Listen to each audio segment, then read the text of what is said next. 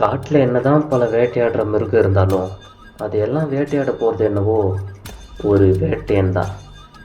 சில படங்களில் மட்டும்தான் ஹீரோவுடைய கேரக்டரும் டைட்டிலும் அப்படியே மேட்ச் ஆகும்.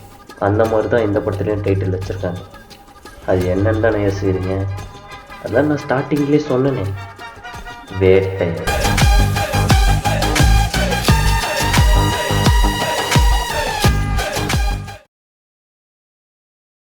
சில படங்களுடைய ட்ரைலரில் படத்துடைய கதை என்ன, அது எதை பற்றி அப்படின்ற விஷயங்கள் எல்லாமே பார்த்திங்கன்னா சொல்லிடுவாங்க. ஏன்னா அது சொல்லி தேட்டருக்கு பார்த்திங்கன்னா ஆடியன்ஸை கூப்பிட்டு வர்றது தான் பார்த்திங்கன்னா ட்ரைலருடைய முக்கியமான விஷயமே. ஆனால் சில பேருடைய படங்களில் பார்த்திங்கன்னா படத்துடைய கதை என்னன்னு சொல்லாமல் சஸ்பென்ஸோடையே ஆடியன்ஸை பார்த்திங்கன்னா தேட்டருக்கு கூப்பிட்டு போவாங்க. பிகாஸ் ரஜினி சார் மாதிரி ஒரு பெரிய ஹீரோவுடைய படம் ரிலீஸ் ஆகுதுன்னா அதுக்கு ட்ரெய்லரில் ஹைப் கொடுக்க வேண்டிய விஷயமே பார்த்திங்கன்னா தேவைப்படாது. அந்த ஹைப்பை அப்படியே அடக்கி வச்சு தேட்டரில் கொண்டு போய் எக்ஸ்போஸ் பண்ணும்போது அது வேறு லெவலில் பார்த்திங்கன்னா இருக்கும்.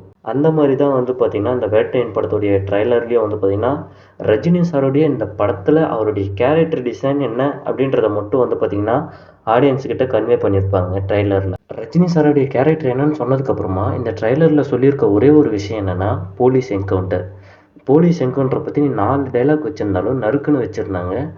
என்கவுண்டர்ன்றது பார்த்திங்கன்னா குற்றம் செஞ்சவனுக்கு கொடுக்குற தண்டனை மட்டும் இல்லை, இனி செய்யணும்னு நினைக்கிறவங்க எல்லாருக்கும் கொடுக்குற ஒரு எச்சரிக்கைன்ற டைலாக் பார்த்திங்கன்னா சூப்பராக வச்சு இந்த படத்தோடைய ட்ரைலரை பார்த்திங்கன்னா முடிச்சிருந்தாங்க. இந்த படத்தோடைய கேஸ்டிங் பற்றி பார்த்தோன்னா அமிதாப் பச்சன் சார் 20 வருஷத்துக்கு அப்புறமா திரும்பவும் ரஜினி சார் கூட பார்த்திங்கன்னா இந்த படத்தில் நடிச்சிருக்காரு. மஞ்சு வாரியர் மேம் தான் பார்த்திங்கன்னா இந்த படத்துடைய ஹீரோயின். அது மட்டும் இல்லாமல் மான்ஸ்டர்ஸ் ஆஃப் ஆக்டிங் நம்ம ஃபகத் பாசில் அண்ட் ராணா பார்த்திங்கன்னா இந்த படத்தில் நடிச்சிருக்காங்க. அது மட்டும் இல்லாமல் சில ஹீரோயினிஸ்லாம் பார்த்திங்கன்னா இந்த படத்தில் பார்த்திங்கன்னா கேரக்டர் ரோல் ப்ளே பண்ணியிருக்காங்க. துஷாரா விஜயன் அண்ட் ரித்திகா சிங் இந்த படத்தில் கேரக்டர் ரோல் பண்ணியிருக்காங்க. அப்புறம் இந்த படத்துக்கு மியூசிக், இந்த மாதிரி ஒரு மூவிக்கு நம்ம ராக்ஸ்டார் தவிர வேறு யார் இந்த படத்துக்கு செட் ஆகும் சொல்லுங்கள்? அனிருத் பார்த்திங்கன்னா போட்டிருக்க பாட்டு எல்லாமே ட்ரெண்ட் ஆகும். அது மட்டும் இல்லாமல் தலைவருக்குன்னு வந்துட்டா தலைவன் வேறு லெவலில் மாறுவார். ஆல்ரெடி போட்ட மனசிலாய பாட்டு பார்த்திங்கன்னா சோஷியல் மீடியாவில் இன்னும் ட்ரெண்டிங் ஆகிட்டுருக்கு. அப்புறம் அண்டர் வந்துட்டார்னு ரஜினி சாருக்காகவே எழுதின அந்த பாட்டு பார்த்திங்கன்னா இன்னுமே சூப்பராக இருக்குது. அது வெறும் லிரிக்கல் வீடியோவை மட்டும்தான் ரிலீஸ் பண்ணியிருந்தாங்க. இன்னும் அந்த சாங் எப்படி இருக்குன்றது தேட்டரில் பார்த்தா வேறு லெவலில் இருக்கும்னு நினைக்கிறேன். இந்த மாதிரி ஒரு படத்துக்கு அனிருத் சம்பவம் கண்டிப்பாக தேவை.